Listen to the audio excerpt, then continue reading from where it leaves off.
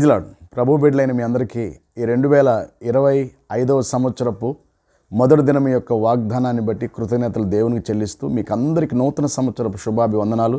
మీరందరూ ఈ సంవత్సరం కృపాక్షేమాలతో వర్ధిల్లాలని, మంచి ఆర్థికంగా, మంచి ఆత్మీయంగా, ఆరోగ్యంగా ఉండాలని మీ దీన సేవకుడిగా ప్రార్థన చేస్తున్న మీ అందరి కొరకు ఈరోజు ఒక వాగ్దానంలో నుంచి హెజ్కేల్ గ్రంథం 36:26 వచనం, నూతన స్వభావం నీకు ఇచ్చేదను. అవును, దేవుడు మనకి నూతన స్వభావం ఇస్తానని చెప్తున్నాడు. ప్రార్థన చేసుకుందాం. తండ్రి, మీకు వందనాలు.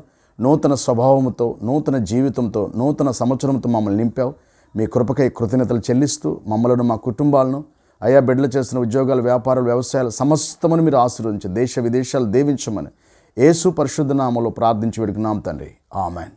దేవుని కృప మనందరికీ ఈ నూతన సంవత్సరపు దీవెనలు, ఆశీర్వాదాలు నిండుగా మెండుగా తోడై నడిపించునుగాక. ఆమెన్. God bless you.